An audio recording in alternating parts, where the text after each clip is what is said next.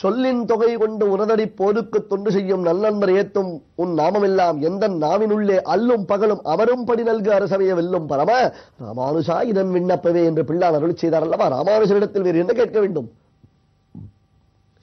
உன்னுடைய திருநாம சங்கீர்த்தனம் எப்பொழுதும் உன்னுடைய ஹிருதயத்தில் இருக்க வேண்டும். இதை போன்ற மகான்கள் பெரியவர்கள் பாகவதோத்தமர்கள் அவர்கள் அருளி செய்திருக்கக்கூடியதான உன்னுடைய திருநாமங்கள் புரிந்ததான அர்த்த விசேஷங்கள் அல்லது அந்த பாட்டுக்கள் அவற்றினுடைய மென்மைகள் இவை எப்பொழுதும் என்னுடைய மனதில் இருக்க வேண்டும் என்பதாக பிரார்த்திக்கிறார். இது போன்ற மற்றொரு தனியனியும் பெரியோர்கள் அனுசந்திப்பது உண்டு.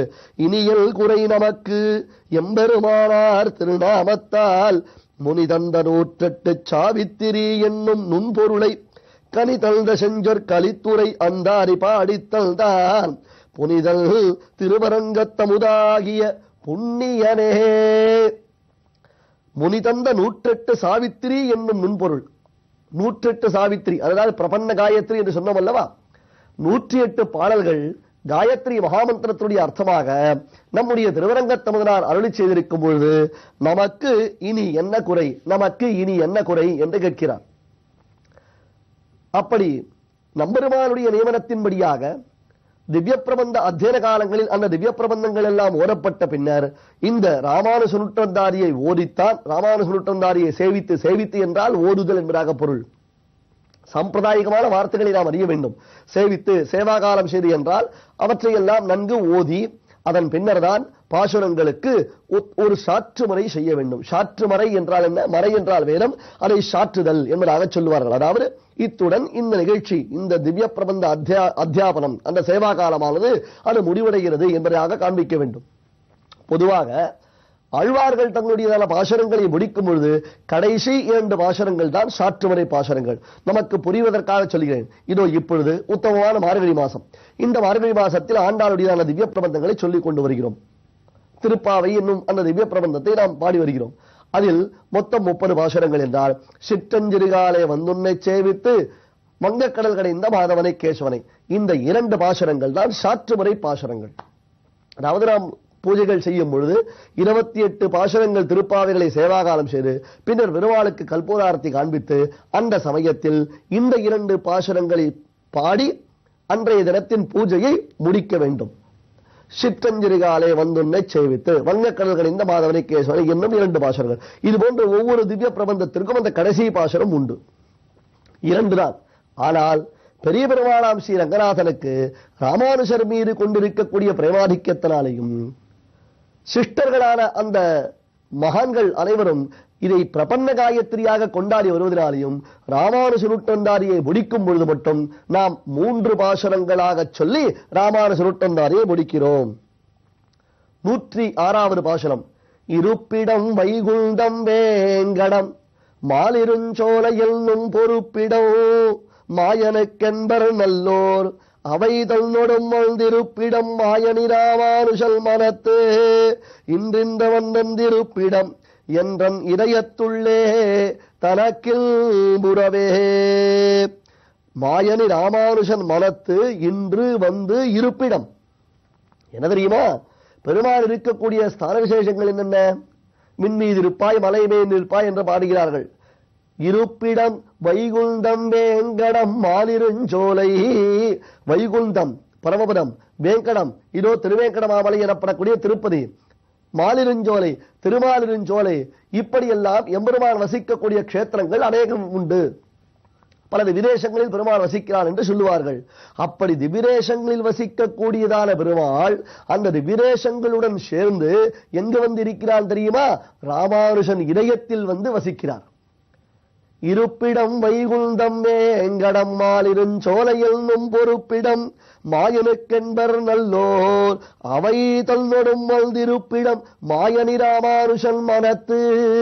அவை தொன்னொடும் அத்தனை திவிதேசங்களுடன் கூடியவனாக பெருமாள் அரவத்தமலினோடும் அழகிய பார்க்கலோடும் அரவிந்த பாவையோடும் அகம்படி வந்து என்று சொல்லுகிறார். பனிக்கடலில் பள்ளிகோலை பழகிவிட்டு என் மணக்கடலில் வாழ வந்த மாயவனால நம்பி என்பதாக அத்தனை திவிதேசத்துடன் கூடியவனான பெருமாள் இப்பொழுது ராமானுஷன் மனத்தில் வந்து இருந்தாரா? சரி, இப்பொழுது நான் எப்படி இருக்கிறேன்? அமுதனாருடைய அற்புதமான அந்த செஞ்சொல் பெருக்குகளை ரசித்து பாருங்கள். எந்த இதயத்துள்ளே தனக்கில் புறவே. அந்த எந்த திவ்யரேசங்களுடன் எத்தனை திவ்யரேசங்களுடன் கூடிய பெருமான் ராமானுஷருடைய இதயத்தில் வந்திருக்கிறார். அந்த ராமானுஷர் தற்பொழுது என்னுடைய இதயத்தில் வந்து குடிகொண்டிருக்கிறார். எப்பேற்பட்ட அனுபவம்! அதனால்தான் நம்பெருமானுடைய நியமனத்தின்படி இந்த பாசுரத்திலிருந்து சாற்றுமுறை ஆரம்பமாகிறது. எந்த நிதயத்துள்ளே அதன் பின்னர் இல்புற்ற சீலத்து ராமானுஷா, குணங்களால் உயர்ந்தவர்களான என்னப்பனே ராமானுஷா, இல்புற்ற சீலத்து ராமானுஷா, என்றும் எவ்விடத்தும் என்புற்ற நோய் உடல் தோறும் பிறந்திரல்து என்னறிய துன்புற்றுவீனும் சொல்வது ஒன்றுண்டு, உன் தொண்டர்கட்கே அன்புற்றிருக்கும்படி என்னை ஆக்கி அங்காட்படுத்தே. என்னை அங்கு ஆட்படுத்தே. யாருக்கு? ஹே ராமானுஷா, உன்னிடத்தில் அடியன் செய்யும் விண்ணப்பம் மெயினின்று கேட்டருளாய். எத்தனையோ விதமான பிறவிகள் எனக்கு உண்டு. புனரப்பி ஜனனம் புனரப்பி மரணம் என்பதாக பிறந்து கொண்டே இருக்கிறோம். சென்று சென்று சென்மம் கழிப்பான் என்று ஒன்றி ஒன்றி உலகம் படைத்தான். இந்த தேகத்தை உண்டாக்கி கொண்டே இருக்கிறோம். கர்மாக்கள் செய்வதனாலே இந்த தேகமானது அடிக்கடி உண்டாகி கொண்டுதான் இருக்கிறது. சரி, தேகம் அடைந்த பிறகும் அந்த தேகத்தில் எத்தனை விதமான வியாதிகள் உண்டு, எவ்வளவு விதமாக. என்புற்ற நோய் உடல் தோறும், எலும்புடன் கூடிய உடல், அந்த எலும்புடன் கூடிய உடலில் எலும்பு சம்பந்தப்பட்டதான நோய்கள் உண்டாகின்றன, தோல் சம்பந்தப்பட்ட நோய்கள் உண்டாகின்றன, குடல் சம்பந்தப்பட்ட நோய்கள் உண்டாகின்றன. எத்தனை விதம் சுவாமி! இப்பொழுதெல்லாம் நோய்கள் என்பதற்கு கணக்கே இல்லை அல்லவா? தேகம் ஒன்று, ஆனால் அந்த தேகத்துக்குள்ளே இருக்கக்கூடிய நோய்கள் எத்தனை என்றால் அதுவோ நீண்டு கொண்டே செல்லுகிறது. இப்படி எத்தனை பிறவிகள் பிறந்தாலும் சரி, எத்தனை நோய்கள் வந்து என்னை தாக்கினாலும் சரி, எவ்வளவு பெரிய பெரிய நோய்கள் வந்து என்னை தாக்கினாலும் சரி, என்ன எடுத்து என்புற்ற நோய் உடல் தோறும் பிறந்திரல்து என்னறிய துன்புற்று வீயினும் பிறந்து இறந்து இறந்து பிறந்து எண்ணற்ற துன்புற்று வீயினும் எண்ணற்கரிய துன்பத்தில் நான் விழுந்திருந்தால் கூட சொல்லுவதொன்றுண்டு. ராமானுஷா, ஒன்றே ஒன்றுதான், ஒன்றை மட்டும்தான் உன் திறத்தில் நான் பிரார்த்திக்கிறேன், வேறு ஒன்றுமில்லை. உன் தொண்டர்கட்கே அன்புற்றிருக்கும்படி என்னை ஆக்கி அங்காட்படுத்தே. வேறு ஒண்ணுமில்லை அப்பா, உன் தொண்டர்களுக்கு, ராமானுஷ பக்தர்களுக்கு, ஸ்ரீ வைஷ்ணவ சம்பிரதாயத்தில் அவதாரம் செய்து அருள் பரப்பி அருள் நெறி பரப்பி வரும் ஆச்சாரிய சார்வபௌமர்களுக்கு நாம் அடிமையாக இருக்க வேண்டுமாம். ராமானுஷரை வழிகாட்டியாக கொண்டு அவர் வழி நடக்கக்கூடிய பாகவதத்தவர்கள் இருக்கிறார்களே, அவர்களை நாம் எப்பொழுதும் அணுகி இருக்க வேண்டும். அழியனம் பையல் என்னார் என்னும்படியாக அவர்களை, யார் இவன் என்று கேட்டால் நம் பயல், நம்முடைய பையன் என்று அபிமானித்திருக்கும்படி, இவன் தன்னை சேர்ந்தவன் என்று அபிமானித்திருக்கும் ஒரு ஸ்ரீவைஷ்ணவன் பக்கலிலே வர்த்தித்தல் என்று ராமானுஷருடைய அந்த தெய்வீகமான கட்டளையை பெரியோர்கள் சொல்லுவது உண்டு. ஆகையால் எண்ணற்ற நோய் உடல் தோறும் பிறந்திறந்து துன்புற்று வீழும் சொல்லுவது ஒன்றுண்டு. ஒரே ஒரு விஷயம்தான், என்ன தெரியுமா? உன் தொண்டர்கட்கே அன்புற்றிருக்கும்படி என்னை ஆக்கி அங்கு ஆட்படுத்தே. இப்படி என்னை ஆட்கொள்ளக் கூடாதா என்று கேட்கிறார். இப்படி சொல்லிவிட்டு அங்கையல் பால் வயல் தன்னரங்கள் அணியாக மண்ணும் பங்கயமா மலர்பாவையை போற்றுதும் பக்தி எல்லாம் தங்கியதென்ன தடைத்து நெஞ்சே நம் தலைமிசையே பொங்கிய கீர்த்தி ராமானுஷன் அடிப்பூ மன்னுவமே.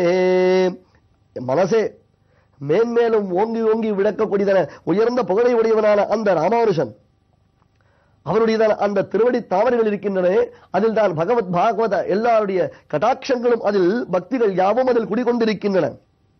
அப்பேற்பட்டதான பகவத் பாகவத ஆச்சாரிய பக்தியை வளர்க்கக்கூடிய ராமானுஷருடையதான திருவடி தாமரைகள் தான் நமக்கு உத்தேசம் என்பதை உணர்ந்திருக்கிறார் அல்லவா? அங்கையல்வாய் வயல் தென்னரங்கன் அணியாகமின்னும் பங்கைய மாமலர், அழகியதான மீன்கள் நித்தியவாசம் செய்யக்கூடிய உயர்ந்ததான மாபி கூப்பு தடாகங்களும் நதநதி பர்வதங்களும் நிறைந்திருக்கக்கூடியதான அந்த திருவரங்க கஷேத்திரத்தில் விளங்கக்கூடிய எம்பெருமான் ஸ்ரீ ரங்கநாதருடைய திருமார்பில் நித்தியஸ்ரீ நித்தியமங்கலமாக விளங்கும் தாமரை வாசினியான பெரிய பிராட்டியாரிடத்தில் நாம் ஒரு பிரார்த்தனை செய்கிறோம். என்ன தெரியுமா? எம்பெருமானாருடையதான திவ்ய திருவடி தாமரைகள் நம் சிரசில் விழுந்தது என்றால் நமக்கு பகவத் பாகவத ஆச்சாரியர்கள் எல்லோர் தினத்திலும் நல்லதொரு பக்தி பெருகும். அந்த பக்தி நமக்கு மேன்மேலும் கிளர்ந்து எழுவதற்காக நாம் என்ன செய்ய வேண்டும் என்றால், எப்படி எம்பெருமானிடம் பக்தி முதலானவை சித்திப்பதற்கு நாம் ஆச்சாரியனுடைய அனுகிரகத்தை பிரார்த்திக்கிறோமோ அதுபோல ஆச்சாரிய விஷயத்தில் எல்லாவற்றையும் நாம் அடைவதற்கு எம்பெருமானை பிரார்த்திப்பது யுக்தம். அந்த எம்பெருமானிடம் அனுகிரகமே வடிவு கொண்டவளான பெரிய பிராட்டியாரை பிரார்த்திப்பதுதானே எல்லாவற்றிலும் சாலச் சிறந்தது என்று சாற்றுப் பாசுரத்தின் கடைசியில் பிரபந்த காயத்ரியின் 108வது பாசுரத்தில் அந்த பெரிய பிராட்டியாரை பிரார்த்திக்கிறார். ராமானுஷன் அடிப்பூ மண்ணுவமே என்று அவன் திருவடித்தாமரைகளில் நாம் மண்டி இருப்போமே என்றார். அடிப்பூ மண்ணுவமே, இதுவோ அந்தாதி தொகை அல்லவா? இப்பொழுது என்ன செய்ய வேண்டும்? மறுபடியும் முதல் பாசுரத்தை சேவிக்க வேண்டும். பூமண்ணுமாது பொருந்திய மார்பல் புகழ் மலிந்த பாவன்னுமாறல் அடிபணிந்துய்ந்தவன் பல்கலையோர் தாம் மன்ன வந்ததி ராமானுஷன் சரணாரவிந்தம் நாம் மன்னி வாழ நெஞ்சே சொல்லுவோம் அவள் நாமங்களே. பாருங்களே, நம்மாழ்வார் பூமன்னுமாறு பொருந்திய மார்பன் புகழ் மலிந்த பாமன்னுமாறன் அடிபணிந்துய்ந்தவன் பெருமாளும் பிராட்டியாரும் இருக்கக்கூடிய அந்த வைபவத்தை உணர்ந்து